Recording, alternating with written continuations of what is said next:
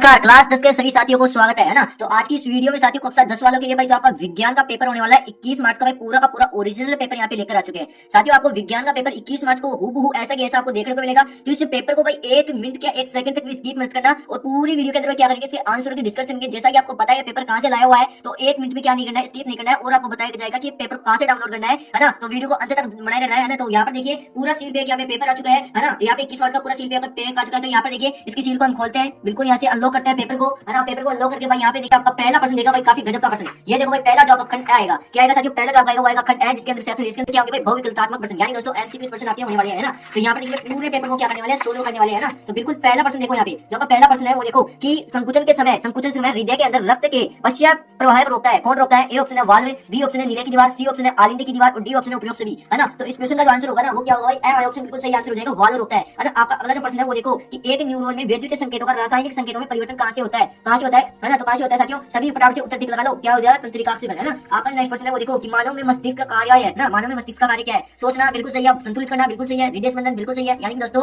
उपयुक्त सभी इस क्वेश्चन का बिल्कुल राइट आंसर हो जाएगा भाई। बिल्कुल 21 मार्च को ऐसे कैसे आपको देखने को मिलेगा आपका विज्ञान का पेपर है ना। तो यहाँ पे आपका अगला जो प्रश्न है वो देखो कि RRYY जीन संरचना का बाह्य लक्षण होगा, फटाफट बताओ बाह्य लक्षण जो आपका होगा वो कौन सा होगा साथियों, गोल हो रहा है ना। आपका जो नेक्स्ट प्रश्न आएगा वो होगा आपतन कोण I का मान होता है भाई, आपतन कोण I का मान होता है परावर्तन कोण के समान है ना। तो जो भी बड़ा ऑप्शन को किया उनका बिल्कुल सही आंसर हो जाएगा। बिल्कुल इस पेपर को हम सोल्व कर लिया है ना। जब आपका अगला प्रश्न देखो वो देखो आपका नेक्स्ट क्वेश्चन भाई बिल्कुल एकदम ओरिजिनल पेपर है, एकदम लीक पेपर चुरा कर लाया हुआ सरकारी से पेपर है ना। तो 1 मिनट किया अपने सभी साथियों को शेयर कर दो है ना, क्या करना है सभी साथियों को शेयर करना है। आपका नेक्स्ट प्रश्न देखो वो देखो यहाँ पे काफी गजब का प्रश्न क्या बोल रहा है यहाँ पे कि बाह्य आघातों से बचाने आपकी सुरक्षा कौन करता है, फटाफट बताओ, कोर्निया, परितारिका, रक्त पटल या फिर श्वेत पटल। तो मैं क्या करता है, श्वेत पटल करता है। तो जो भी द वाले ऑप्शन को बताया उनका बिल्कुल सही आंसर हो जाएगा। आपका नेक्स्ट प्रश्न आएगा वो देखो कि यदि किसी परिपथ में 1 कूलम्ब आवेश प्रवाहित किया जाए तो 1 जूल कार्य करना पड़ता है, दो बिंदुओं के बीच विभवांतर आपको पूछा है तो कितना होगा, 1 वोल्ट। आपका बिल्कुल सही आंसर हो जाएगा।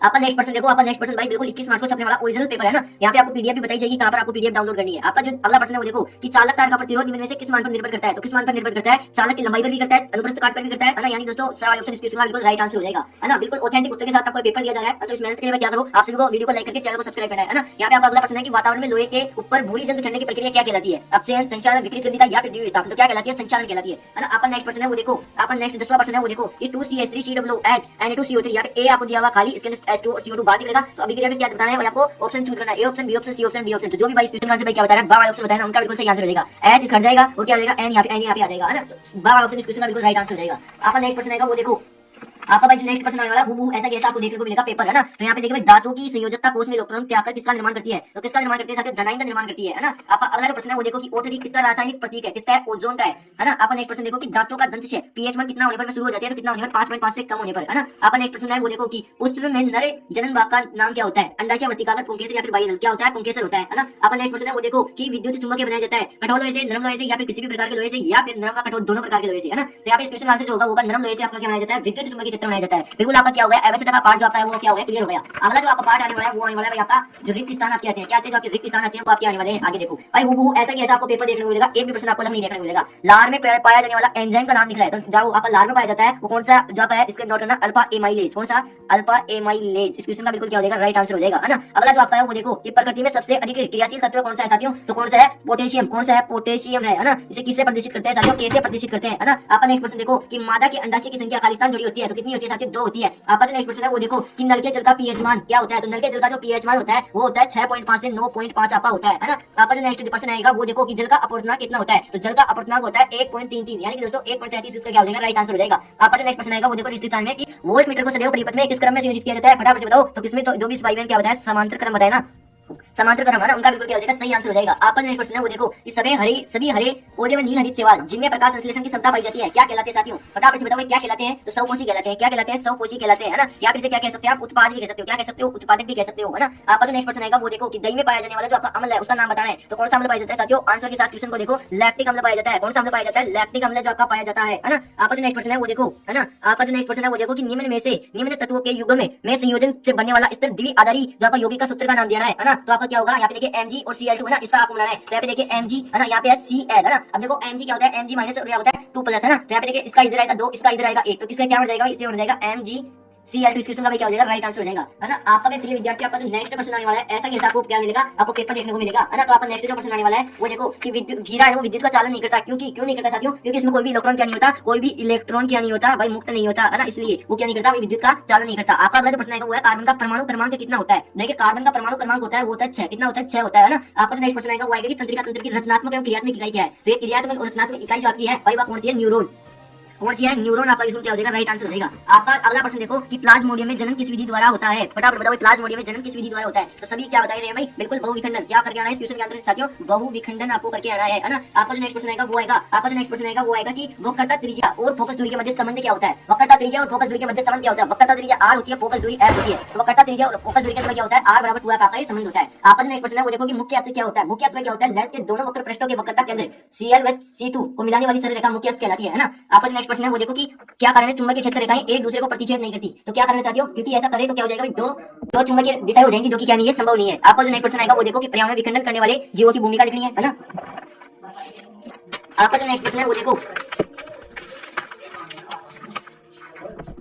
है ना। यहाँ पे आपका आने वाला है खंड में, कौन सा आने वाला है, खंड में, जिसके अंदर सेक्शन भी है ना। इसके अंदर भाई आपको चौथा प्रश्न जो आपका है वो 2 नंबर का है ना। यहाँ पे देखिए यौगिक X को एल्युमिनियम का उपयोग रेल की पटरी जोड़ने के लिए उपयोग किया जाता है। उस X यौगिक का नाम बताना है। तो जो आपका X यौगिक है वो कौन सा है साथियों, Fe2O3। कौन सा है, Fe2O3 क्या है आपका यौगिक है ना। और आपको अभिक्रिया का नाम लिखिए, है ना। अभिक्रिया का नाम क्या है, थर्मिट अभिक्रिया। कौन सी अभिक्रिया, थर्मिट अभिक्रिया आपका क्या है, थर्मिट अभिक्रिया का अभिक्रिया का नाम है ना। अब क्या इसकी अभिक्रिया भी लिखनी है। तो देखिए एल्युमिनियम के साथ करा रहे हैं, है ना, किसकी, Fe2O3। तो नोट करना Fe2O3 प्लस जो आपकी एल्युमिनियम है ना, इसके कराएंगे तो क्या बनेगा, Fe प्लस Al2O3 आपका बनने वाला है जो पदार्थ है ना। अब यहाँ पे देखिए आपकी F2 है तो यहाँ पे 2 लगा देंगे। अब क्या हो गई, अभिक्रिया संतुलित हो गई है ना। क्या हो गई, अब यहाँ पे Al देखो, Al दो इधर Al है ना, यहाँ पे देखिए अब क्या हो गई, अभिक्रिया भी आपकी हो गई है ना। अब आपका नेक्स्ट प्रश्न है वो देखो कि विकृत गंधिता क्या है। विकृत गंधिता क्या है भाई, वसा युक्त जो आपकी खनिज सामग्री होती है उनको यदि हम वायु में रख देते हैं तो क्या हो जाएगा, उनमें गंध उठने लग जाएंगी। और क्या हो जाएगा भाई, गंध उठने लग जाएगी और स्वाद में परिवर्तन आ जाएगा। इसे क्या कहते हैं, विकृत गंधिता नाम कहते हैं ना। आपको अगला जो प्रश्न है 4 प्रक्रियात्मक समूहों का नाम लिखना है ना। तो पहला देखो यहाँ पे एल्कोहल, पहला जो आपका आता है वो आता है एल्कोहल, है ना। एल्कोहल आपका जो पहला आता है ना, इसके अंदर में क्या है, इसके अंदर आपको OH है ना, सिंगल बॉन्ड में OH, ये इसका क्या है, प्रतीक है पहला। दूसरा जो आपका होता है वो देखिए एल्डिहाइड,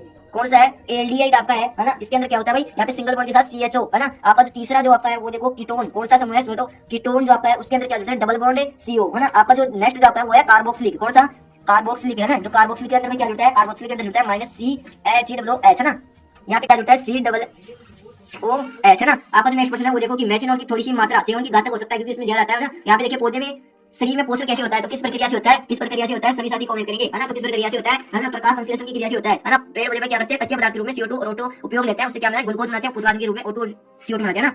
आपका जो नेक्स्ट प्रश्न है कि सामान्य वृद्धि और लैंगिक परिपक्वता में एक दूसरे में किस प्रकार भिन्न है। तो देखिए सामान्य वृद्धि में क्या होता है, सामान्य वृद्धि में शरीर के आकार में वृद्धि होती है, लंबाई में वृद्धि होती है और वजन में वृद्धि होती है। और लैंगिक परिपक्वता के अंदर में क्या होता है, आवाज का फटना है ना, बालों का बढ़ना, आवाज का पतला होना और दाढ़ी मुछना है ना। ये क्वेश्चन का बिल्कुल राइट आंसर हो जाएगा। आपका जो अगला प्रश्न आने वाला है वो देखो यहाँ पे मादा जनन तंत्र का आपको क्या बनाना है, नामांकित चित्र बनाना है ना। यहाँ पे क्या करना है, प्रकाश की किरणें तिरछी आपतन के साथ प्रवेश करती है तो उनका मार्ग दर्शाते हुए एक किरण आगे आरेख खींचना है हवा से पानी में, है ना। यहाँ पे आपको किस प्रकार बनाना है, यहाँ पे एक आयताकार बॉक्स ले लेना है, इस प्रकार इसमें एक रेखा खींच देनी है ना। यहाँ पे क्या हो गया, ये हो गया अभिलंब आपका, है ना। यहाँ से एक क्या भाई, एक आपतित किरण है, ये देखो इसे क्या कहते हैं, आपतित किरण, है ना। और ये देखो अभिलंब की ओर झुक जाएगी तो इसे क्या कहते हैं, परावर्तित किरण, है ना। क्या कहते हैं, परावर्तित किरण। ये क्या भाई, विरल माध्यम था, है ना। कौन सा माध्यम था, विरल। हवा क्या है, विरल, है ना। और पानी क्या है, सघन माध्यम, है ना।